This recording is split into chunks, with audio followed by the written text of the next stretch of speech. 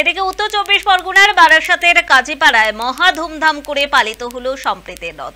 কাঁধে কাঁধ মিলিয়ে রথের রশিতে টান দিলেন হিন্দু এবং মুসলিম সম্প্রদায়ের মানুষজন। কাজীপাড়ায় এই সম্প্রীতির রথের আয়োজন করে তৃণমূলের শ্রমিক সংগঠন। বারাসাতের বনমালীপুর সম্প্রীতির রথ সারা দেশে হিন্দু মুসলমান সম্পর্কের আরো শক্ত করবে বলে আশা করছেন উদ্যোক্তারা।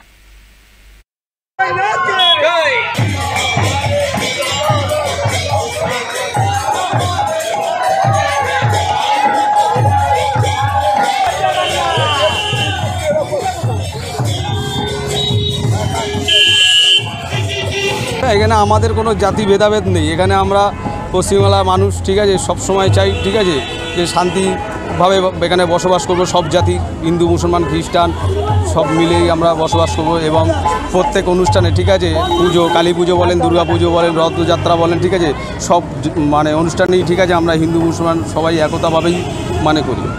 ঠিক আছে, আমাদের একটা হিন্দুদের প্রোগ্রামের হিন্দুদের মন্দিরে মানে ছড়ি ধরে টানছেন, ঠিক আছে, কীরকম লাগছে নিজের মধ্যে? এটা খুবই ভালো লাগছে। রথটা বানিয়েছি একমাত্র আমিই বানিয়েছি এবং এই রথ টানতে ভালো লাগে। এর জন্য সঙ্গে, ঠিক আছে, 1 মাস আগেই এই সব আলোচনা করে, ঠিক আছে, আমরা নিজেরাই, ঠিক আছে, সব ঠিক করি কে কী দায়িত্ব নিয়ে কাজটা করবে। মুসলমান ভাইদেরকে এই রথটা তৈরি করেছি এবং এই এলাকা 14 নম্বর এবং 13 নম্বর যে ওয়ার্ড বারাসাত পৌরসভার একটা সম্প্রীতির মেলবন্ধন আছে এখানে। আমরা যেমন ঈদ উৎসব পালন করি, এরা ঠিক তেমন দুর্গা উৎসব পালন করে। ঠিক একইভাবে রথযাত্রা উৎসবে এদের দ্বারাই রথ তৈরি এবং দীর্ঘ 6 বছর আগে থেকে আমরা এটা শুরু করেছি এবং বিভিন্ন এনজিও বাংলার মধ্যে বিভিন্ন এনজিও এদেরকে পুরস্কৃত করেছে ডেকে।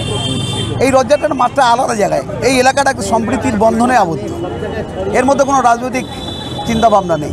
দেখুন, কবি বলেছিলেন, রথযাত্রা লোকারণ্য মহাধুমধাম, ভক্তেরা লুটায় পথে করিছে প্রণাম।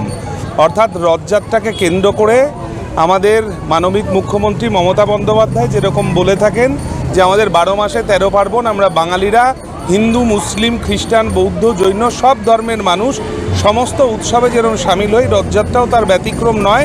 এবং নারী পুরুষ সকল ধর্মের সকল বয়সের মানুষ একত্রিত হয়ে একটা উৎসবের মেজাজে এই রথযাত্রা পালন করছে এবং তার মধ্যে একটা সম্প্রীতির বাতাবরণ যেরকম রয়েছে, তেমনি উৎসবের মেজাজে বাঙালিরা যেরকম আপামর বাঙালিরই উৎসবে তাদের আনন্দের মধ্যে দিয়ে দিনটা কাটায়, সেভাবেই আমরা রথযাত্রা পালন করছি। 13 এবং 14 নম্বর এবং 15 নম্বর ওয়ার্ড সকলে একত্রিত হয়ে আমরা বারাসাত পৌরসভার পক্ষ থেকে এই রথযাত্রাটা পালন করছি।